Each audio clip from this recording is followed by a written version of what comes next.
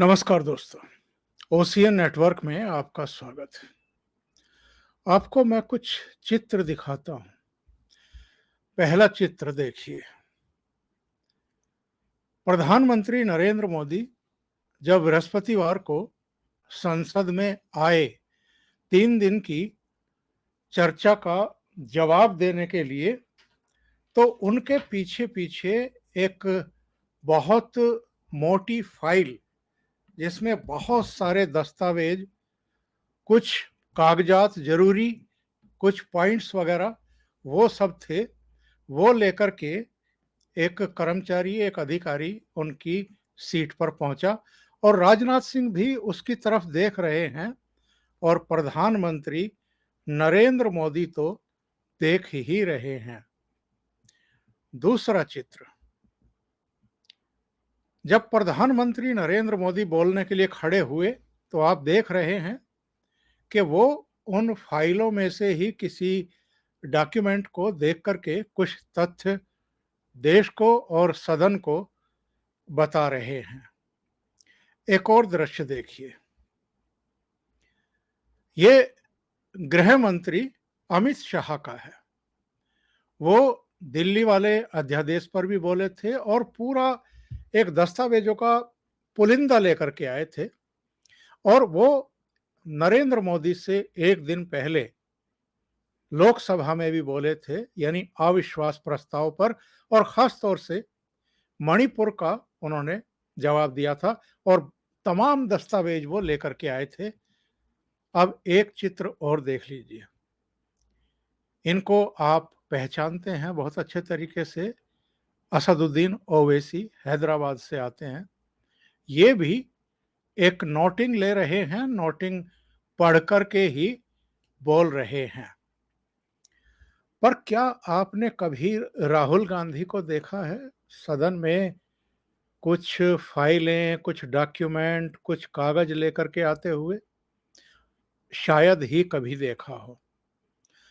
पहले कुछ नोटिंग वगैरह, इनके जो सलाहकार हुआ करते थे, जो इनको बताते थे कि आपको किन मुद्दों पर बोलना है, वो कुछ पॉइंट वगैरह नोट करके इनकी टेबल पर रख देते थे आगे, जहाँ ये बैठते हैं। ये उनमें से कुछ-कुछ देख करके बोलते थे, लेकिन उसमें भी बहुत बड़ी गलतियाँ कर जाते थे। एक सांसद के तौर पर, एक नेता के तौर पर और एक संसदविद के तौर पर राहुल गांधी की अपनी आज तक कोई पहचान क्यों नहीं बन पाई है, जबकि उनका संसदीय जीवन जो है वो 23-24 साल का हो चुका है। 2004 में ये संसदीय राजनीति में आए थे, पहला चुनाव लड़ा था। उस हिसाब से भी देखें तो 19-20 साल का तो हो गया है।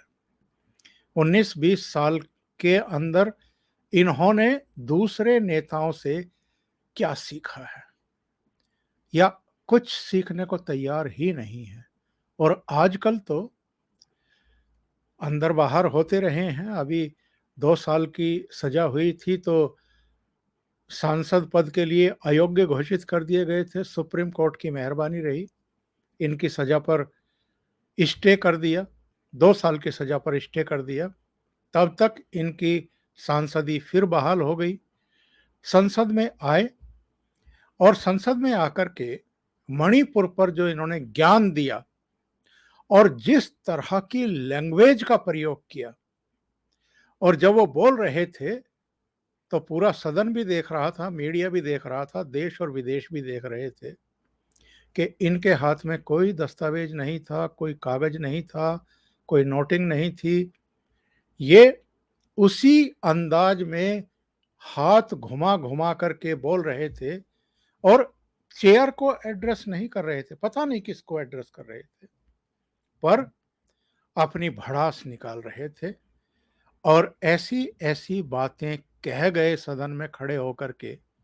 प्रधानमंत्री नरेंद्र मोदी की तो रावण से तुलना कर ही दी इन्होंने।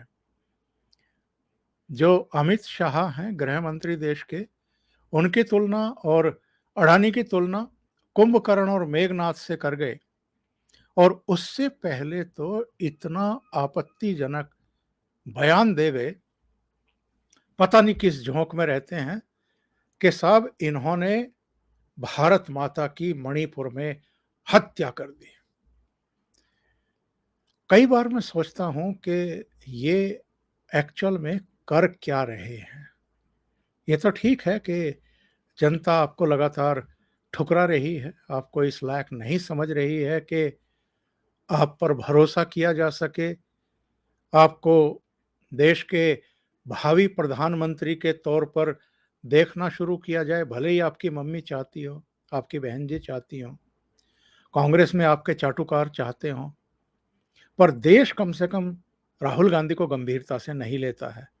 पर जब ये इस तरह के हमले एक 2 बार के चुने हुए लोकप्रिय प्रधानमंत्री पर करते हैं या उनकी सरकार पर करते हैं और इस तरह के, मैं तो कहूँगा कि वाहियात बयान देते हैं, बल्कि बदतमीजी करते हैं, इससे ये ना केवल अपने खानदान की नाक कटवा रहे हैं, उनका नाम डुबो रहे हैं, बल्कि पार्टी को और गहरे अरब सागर में डुबोने का काम कर रहे हैं।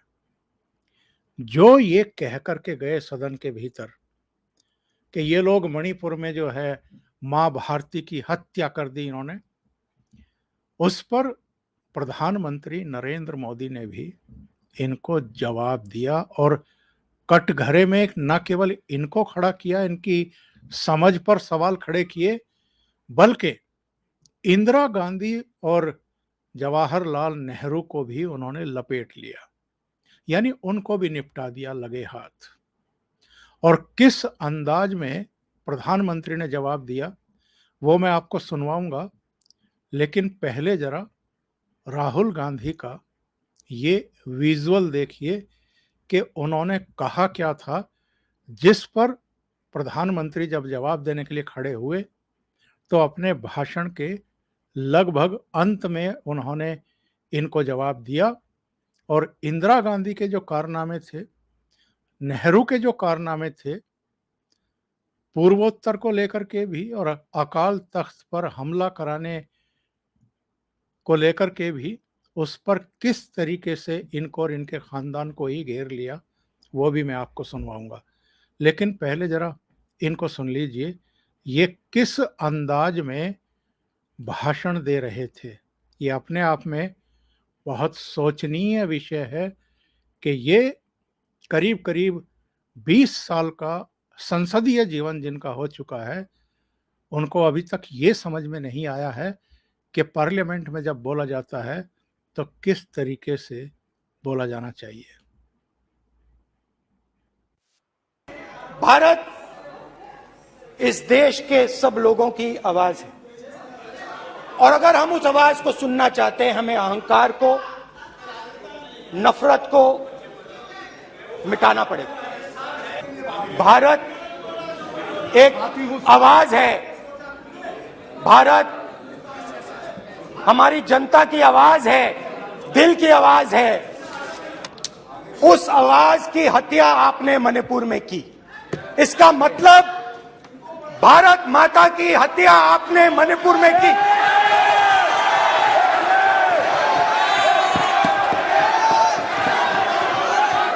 भारत माता को आपने मणिपुर के लोगों के मारा, आपने मणिपुर के लोगों को मारकर भारत की हत्या की है। आप देश द्रोही हो, आप देशभक्त नहीं हो, आप देश प्रेमी नहीं हो, आप देशद्रोही हो। आपने देश की हत्या मणिपुर में की। प्लीज आप बोल रहे हैं, फिर आप भारत माता के रखवाले नहीं हो, आप भारत माता के हत्यारे हो। प्लीज माननीय सदस्य, प्लीज माननीय सदस्य, प्लीज। आपने सुना राहुल गांधी को, आप देशद्रोही हैं, आपने मणिपुर में भारत माता की हत्या की है। और जो इनके चमचे हैं, जो चापलूस हैं, इनके जो पीछे बैठे हैं, वो जब ये कह रहे हैं कि भारत माता की हत्या की है तो वो मेजे थपथपा करके हर्ष ध्वनि कर रहे हैं और इनका उत्साह और बढ़ा रहे हैं। फिर ये कहते हैं कि ईवीएम में खराबी है। जब ये भारत माता की हत्या की कामना करेंगे, ये लोकतंत्र की हत्या की बात करते हैं, ये कहते हैं कि सुप्रीम कोर्ट स्वतंत्र नहीं है, ये कहते हैं कि जो हमारी संसद है वहाँ हमें बोलने नहीं दिया जाता है। देख लीजिए, जब इनको बोलने के लिए कहा गया तो ये किस तरह की भाषा का उपयोग और दुरुपयोग कर रहे हैं, और ये बता रहे हैं कि एक्चुअल में मेरा स्तर क्या है, मैं कितना बौद्धिक हूँ, कितना बुद्धिजीवी हूँ, कितना समझदार हूँ, और मुद्दों की मुझे कितनी समझ है, और मेरे पास किस तरह के संस्कार हैं कि मैं अगर मणिपुर होकर के आया हूँ तो मणिपुर के लोगों में जो इस समय की स्थिति है उसको मैं किन शब्दों में बयान करूं। नहीं, चिल्ला चिल्ला करके ये सिद्ध करने की कोशिश कर रहे हैं कि साहब आप लोग देशभक्त नहीं हो, देशद्रोही हो, और भारत माता के सच्चे सपूत नहीं हो, आपने तो भारत माता की हत्या कर दी है। अब नरेंद्र मोदी अगर प्रधानमंत्री हों तो फिर वो आपको इस तरह की लैंग्वेज पर बख्शेंगे नहीं, और नहीं बख्शा नरेंद्र मोदी ने। जरा सुनिए नरेंद्र मोदी ने इनका किस तरीके से न केवल खंडन किया, इनकी निंदा की, बल्कि इनके खानदान को भी वो घसीट लाए। सुनते हैं। यहाँ सदन में मां भारती के बारे में जो कहा गया है उसने हर भारतीय की भावना को गहरी ठेस पहुंचाई।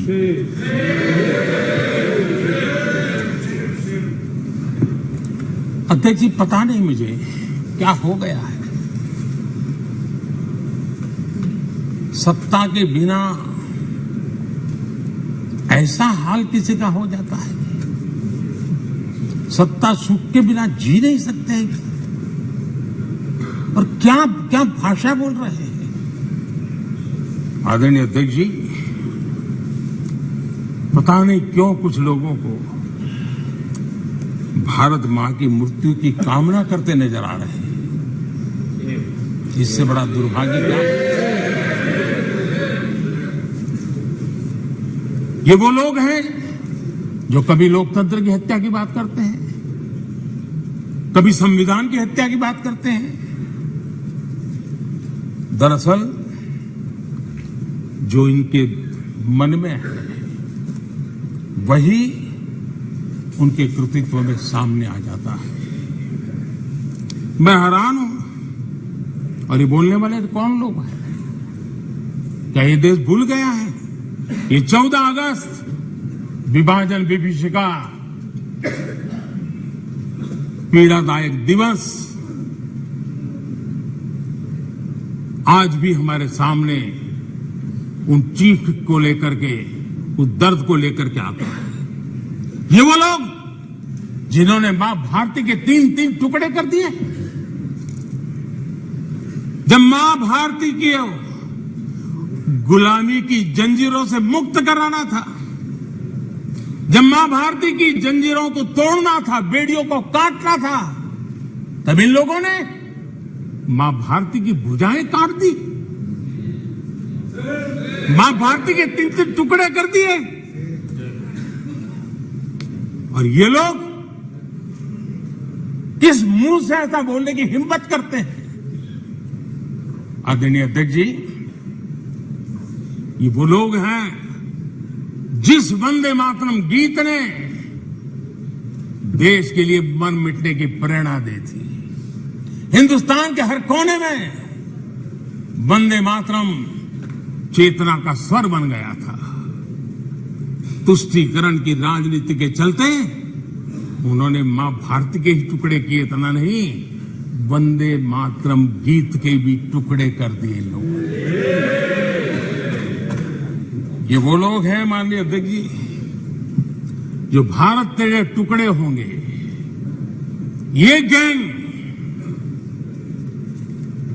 ये नारा लगाने वाले लोग, इनको बढ़ावा देने के लिए, उनका प्रोत्साहन करने के लिए पहुंच जाते हैं। भारत तेरे टुकड़े होंगे, उनको बढ़ावा दे रहे हैं। ये उन लोगों की मदद कर रहे हैं जो ये कहते हैं कि सिलीगुड़ी के पास जो छोटा सा नॉर्थ ईस्ट को जोड़ने वाला कॉरिडोर है, उसको काट दें तो बिल्कुल नॉर्थ ईस्ट अलग हो जाएगा। ये सपना देखने वालों का जो लोग समर्थन करते हैं, मैं 3 प्रसंग आपके सामने रखना चाहता हूं। ये जो 3 प्रसंग की बात प्रधानमंत्री नरेंद्र मोदी ने की थी, ये क्यों की? क्योंकि इसके लिए राहुल गांधी ने उनको बाध्य कर दिया। राहुल गांधी ने जिस तरीके से मणिपुर की हिंसा पर राजनीतिक रोटियां सेकने का काम किया, 21-22 सांसदों को लेकर के ये मणिपुर की यात्रा पर गए, वहां ड्रामा किया पहले दिन तो कि नहीं हम तो सड़क मार्ग से जाएंगे, इनको कहा गया कि आप हेलीकॉप्टर से जाइए, माने नहीं। अगले दिन हेलीकॉप्टर से गए, लेकिन पहले दिन ड्रामा किया पूरे देश में ये मैसेज देने के लिए कि हमें हिंसाग्रस्त इलाकों में जाने नहीं दिया जा रहा और जो पीड़ित हैं उनसे मिलने नहीं दिया जा रहा, जबकि पहले दिन ही इनको हेलीकॉप्टर ऑफर कर दिया गया था और सिक्योरिटी भारत सरकार ने कर दी थी, लेकिन ड्रामा करना था। और वहां से आने के बाद इन्होंने जो पार्लियामेंट में मणिपुर की तस्वीर पेश की है, जिस तरीके से मणिपुर पर प्रधानमंत्री के बयान की मांग को लेकर के पूरा मानसून सेशन बर्बाद करके रख दिया, और जब बयान दिया अविश्वास प्रस्ताव पर आकर के, तो भी इन्होंने बहुत निचले स्तर की राजनीति की और यहां तक कह दिया कि मां भारती की हत्या आप लोगों ने वहां की है। तो पूर्वोत्तर में ही एक राज्य में इंदिरा गांधी ने क्या कारनामा किया था प्रधानमंत्री रहते हुए, एक तो उसका खुलासा प्रधानमंत्री ने किया। एक, जब 1962 का युद्ध हो रहा था, चीन ने आक्रमण किया था, तो जवाहरलाल नेहरू ने असम के लोगों को उनके हाल पर छोड़ दिया था, उसकी चर्चा की। और एक, अकाल तख्त पर जो सेना के जरिए कार्रवाई कराई थी इंदिरा गांधी ने, उसकी चर्चा की। अब आप ये बताइए, ये राहुल गांधी अपने खानदान की नाक कटवा रहे हैं, उनकी भद पिटवा रहे हैं या नहीं पिटवा रहे हैं? सुनिए नरेंद्र मोदी ने क्या क्या कहा, आगे का इनका वक्तव्य सुनते हैं। और बड़े दर्द के साथ कहना चाहता हूं, देशवासी भी सुन रहे हैं। पहली घटना 5 मार्च 1966, 5 मार्च 1966। इस दिन कांग्रेस ने मिजोरम में असहाय नागरिकों पर अपनी वायुसेना के माध्यम से हमला करवाया था। और बड़ा गंभीर विवाद हुआ था। कांग्रेस वाले जवाब दे, क्या वो किसी दूसरे देश की वायुसेना थी क्या?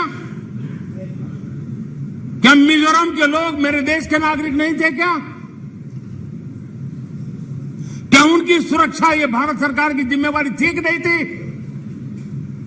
5 मार्च 1966 वायुसेना से हमला करवाया गया, निर्दोष नागरिकों पर हमला करवाया गया। और माननीय अध्यक्ष जी, आज भी मिजोरम में 5 मार्च को आज भी पूरा मिजोरम शोक मनाता है। उस दर्द को मिजोरम भूल नहीं पा रहा है। कभी इन्होंने मरहम लगाने की कोशिश नहीं की है, घाव भरने का प्रयास तक नहीं किया है, कभी उनको इसका दुख नहीं हुआ है।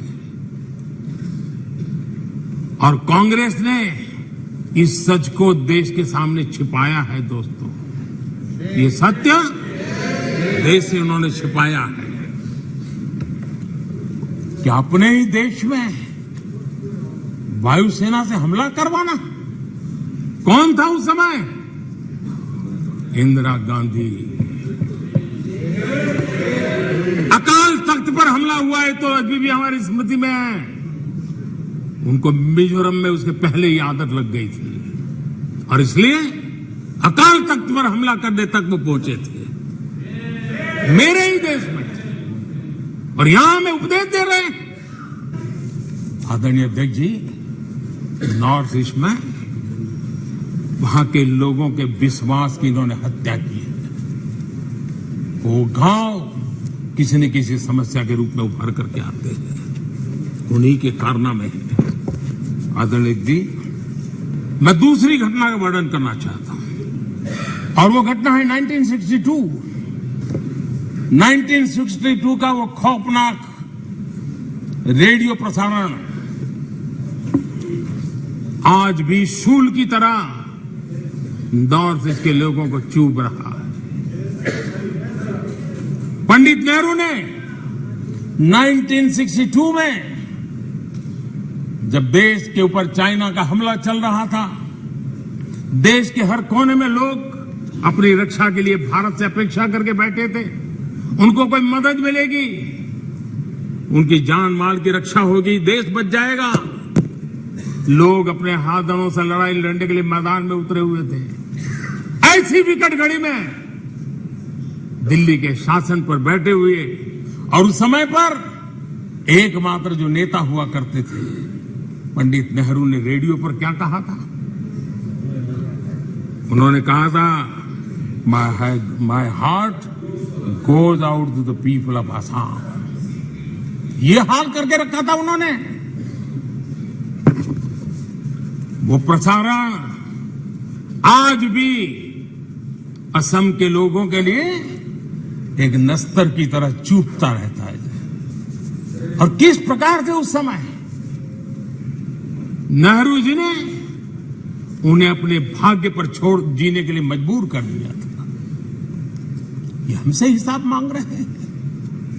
आदरणीय अध्यक्ष जी, यहां चले गए लोहियावादी, उनको मैं भी सुनाना चाहता था। तो आपने सुना,